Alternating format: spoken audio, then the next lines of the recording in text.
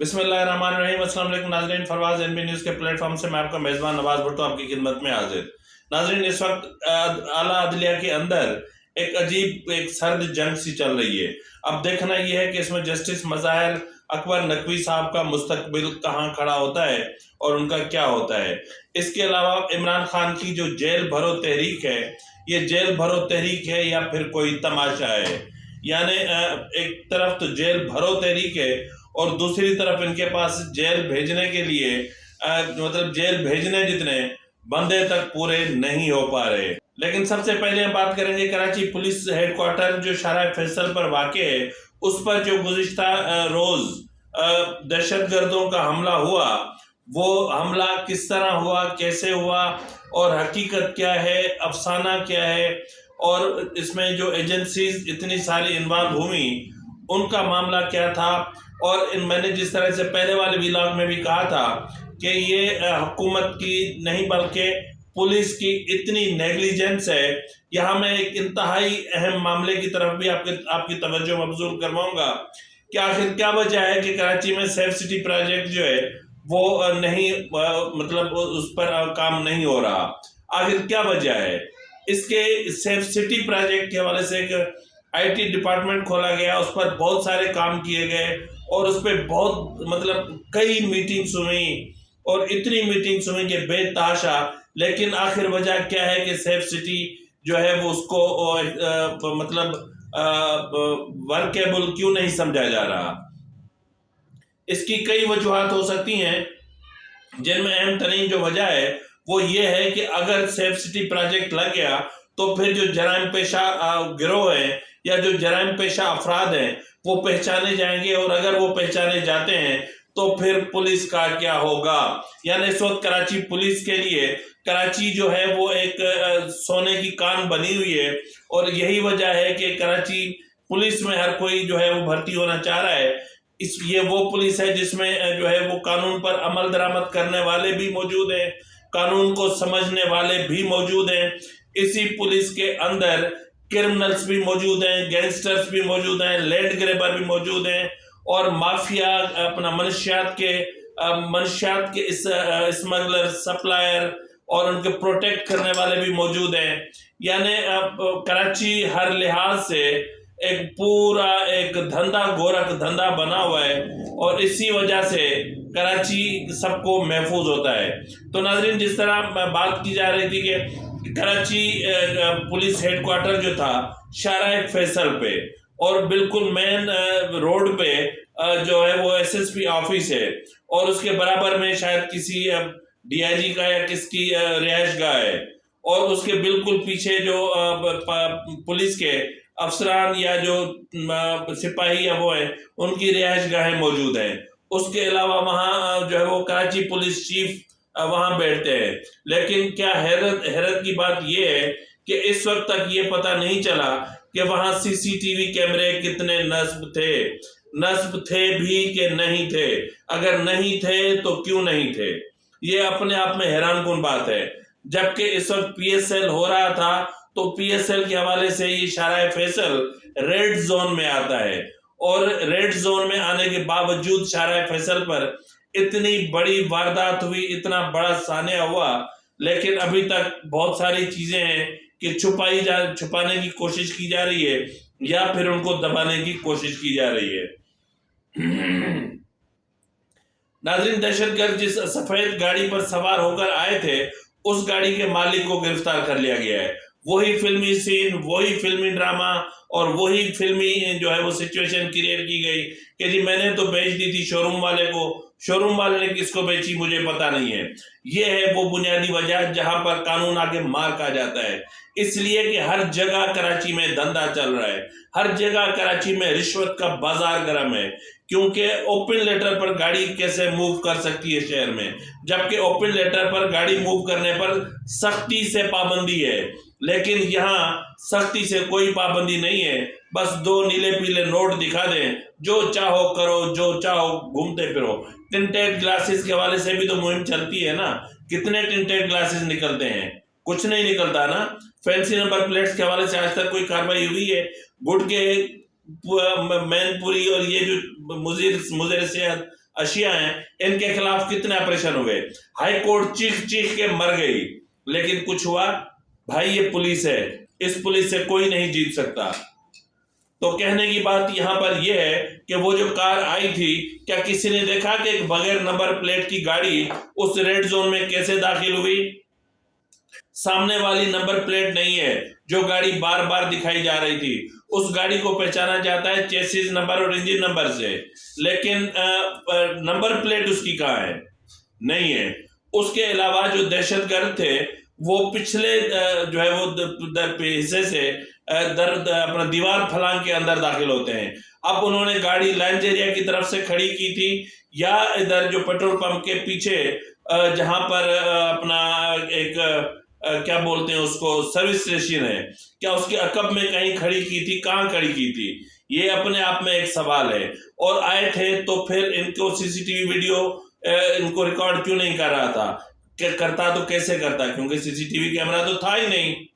अगर वहां नहीं था तो फिर बाहर होना चाहिए था, अगर बाहर ही नहीं था तो फिर अंदर जहाँ अपना सीसीपीओ कराची जो चीफ है जहां वो बैठे हैं उसके ऑफिस के बाहर तो सीसीटीवी कैमरा होगा, वहां भी नहीं है। लेकिन यहां पर एक बहुत बड़ा लेकिन आता है। लेकिन ये है कि जो क्लिप गुज़िश्ता शब चले थे क्रैकर फेंकने के, उनमें से 3 ब्लास्ट हुए हैं क्रैकर के, बाकायदा 3 ब्लास्ट हुए हैं, एक ग्राउंड पे हुआ है और 2 ऊपर हुए हैं।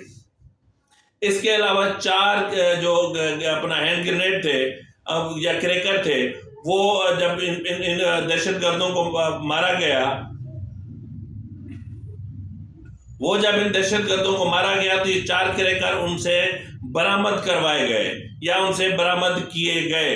अब यहाँ पर सवाल ये है कि आज जो सीसीटीवी के कहीं से फुटेज चले हैं तो उसमें देखा जा सकता है कि बिल्डिंग के अंदर 4 दहशतगर्द दाखिल हो रहे हैं, 2 मेन गेट पर खड़े हुए हैं और 2 ऊपर जाने वाली सीढ़ी के पास खड़े हैं। अगर मामला यहीं तक है, अगर दहशतगर्द 4 थे, मारे 3 गए, तो फिर चौथा कहां गया? अगर चौथा किसी एजेंसी ने अपनी तहवील में ले लिया है तो बहरहाल आपकी मर्जी है, हम कुछ नहीं कह सकते। जाहिर है कि इतना बड़ा जो है वो इंसिडेंट है और इस वक्त एजेंसियां कुछ भी कर सकती हैं क्योंकि हसास मामला है। हसासियत तो इनको उस वक्त भी समझ में नहीं आ रही थी कि जब इनको पता था कि ये PSL हो रहा है और यही वो रूट है जहां से टीम्स गुजरेंगी मैंने अपने होटल से क्रिकेट स्टेडियम की तरफ, और ये मेन रोड, मेन शाहराह है, यानी शहरग है कराची की, जहां से लोग गुजर के कराची एयरपोर्ट से लेकर अंदरूनी सिंध तक जाते हैं। लेकिन यहाँ पर कुछ नहीं था, कोई सिक्योरिटी के इंतजाम नहीं थे, क्योंकि यहाँ पर हर किसी को अपने मसाइल से गर्ज है। लेकिन यहाँ पर कहना यह है कि इन लोगों को अगर कुछ था तो हर बार जो है वो एक ड्रामेबाजी क्यों होती है, एक दिखावा क्यों होता है, एक शो क्यों होता है? यानी कि हर इवेंट के बाद हम मुतहरिक हो जाएंगे, हम इंक्वायरियां करवाएंगे, फिर हम भागेंगे दौड़ेंगे, फिर वो इंक्वायरीज जो होंगी वो हम फेंक देंगे जो है वो अलमारियों के खानों में, और उसके बाद फिर अगले सानिए का इंतजार करेंगे।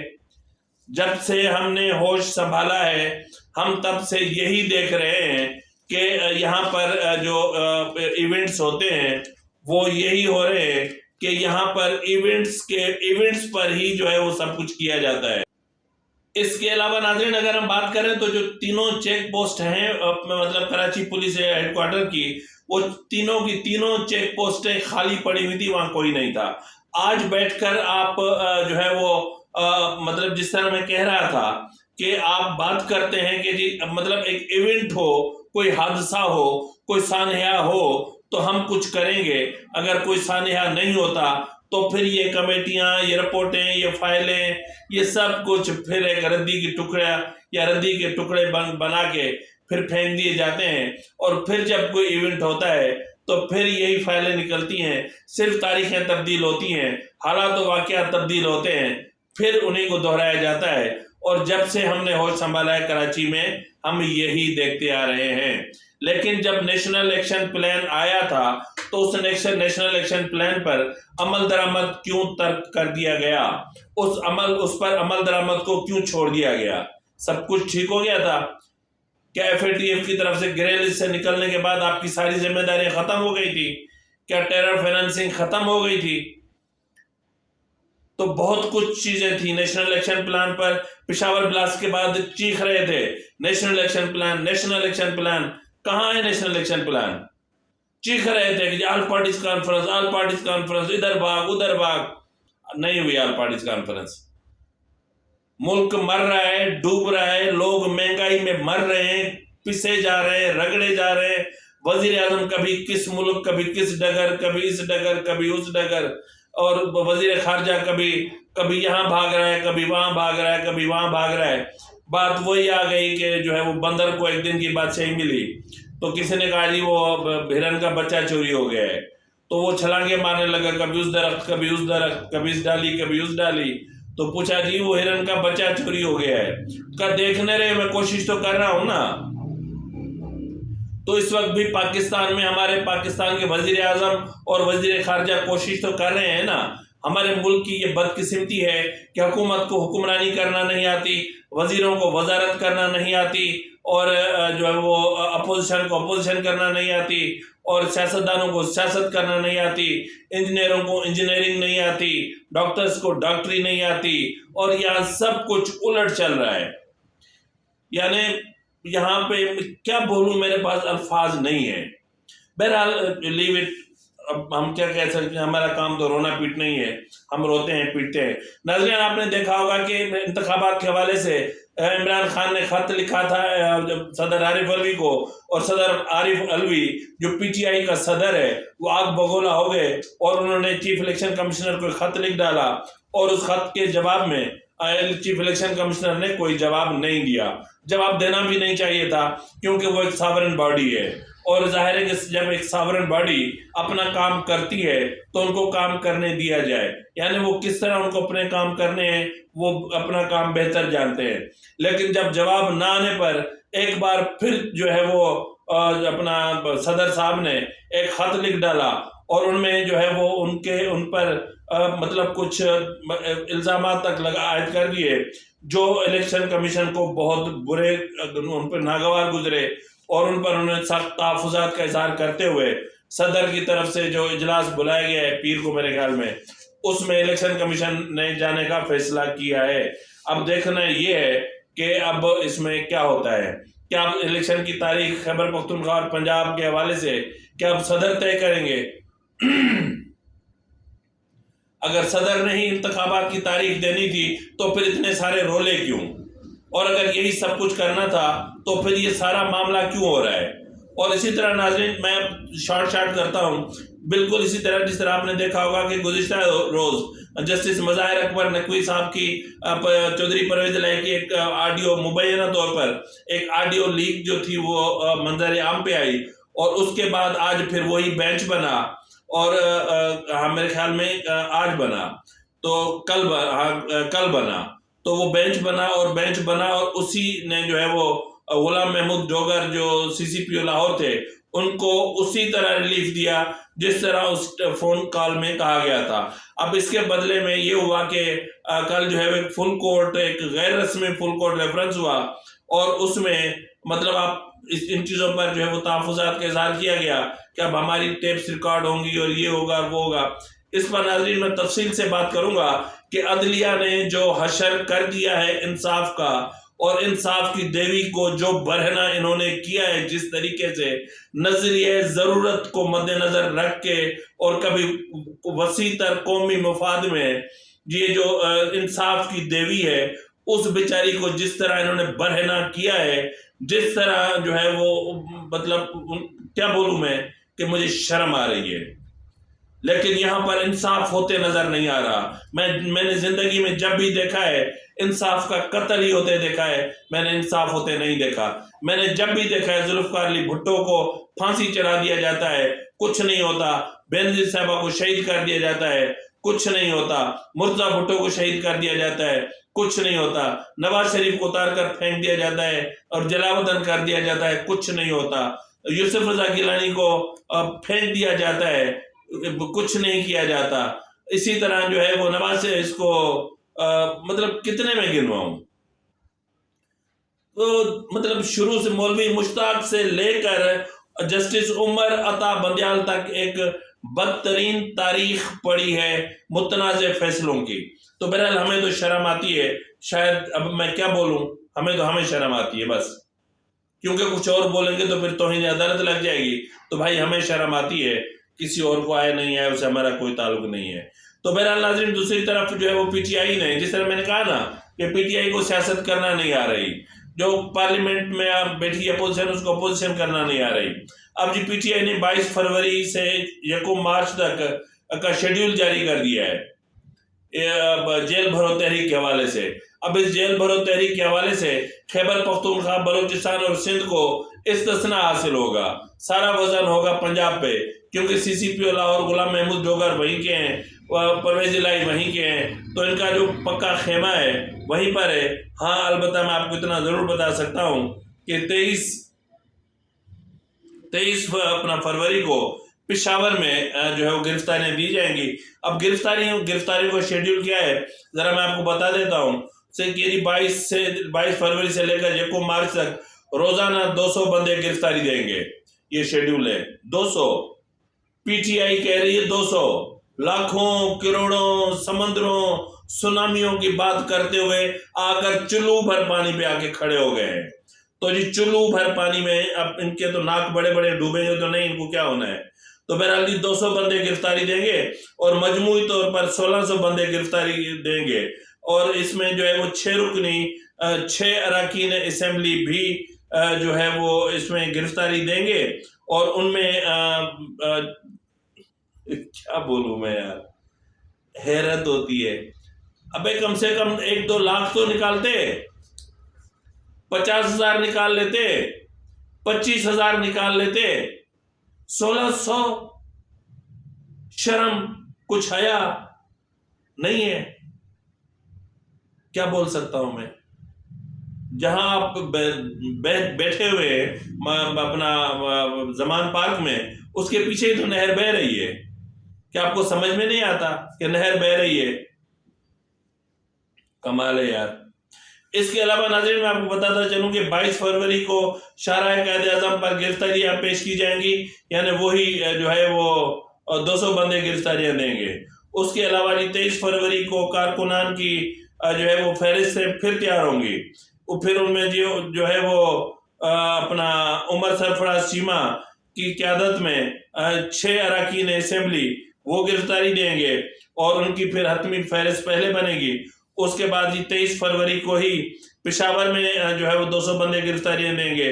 फिर 24 तारीख को जो है वो पिंडी में गिरफ्तारी दी जाएगी और 25 को मुल्तान में दी जाएगी और 26 को गुजरांवाला में और 27 को सरगोदा में, 28 को साहिवाल में, 29 को फैसलाबाद में। लेकिन इससे पहले वाले व्लॉग में मैं कह चुका हूं कि इमरान खान एक बेहतरीन किस्म का यू टर्न लेने के लिए तैयार है और वो यू टर्न आज सामने भी आ गया जब असद उमर ने एक ट्वीट किया कि हमें लग रहा है कि पीर या मंगल को इंतखाबात की तारीख आ रही है।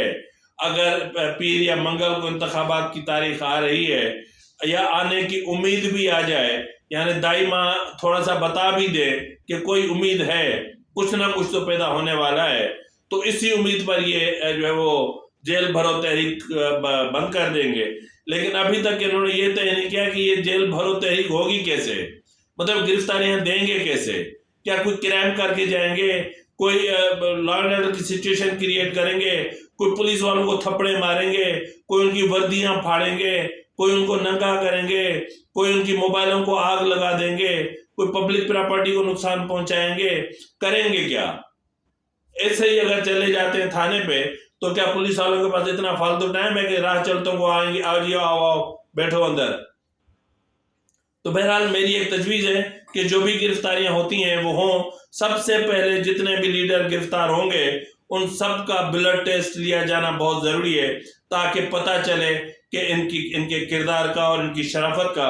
लेकिन नाज़रीन, जिस तरह मैंने कहा आपको कि जो है वो अपना 23 फरवरी को कारकुनान की फहरिस्तें तैयार होंगी, अरकान असेंबली की फहरिस्तें तैयार होंगी, लेकिन ऐसी कोई फहरिस्त अभी तक नहीं बनी जिसमें जनाब किबला हजरत अल्लामा मौलाना इमरान खान का नाम शामिल हो। इसी के साथ ही अपने मेजबान नवाज भुट्टो को इजाजत दीजिए। अल्लाह हाफिज।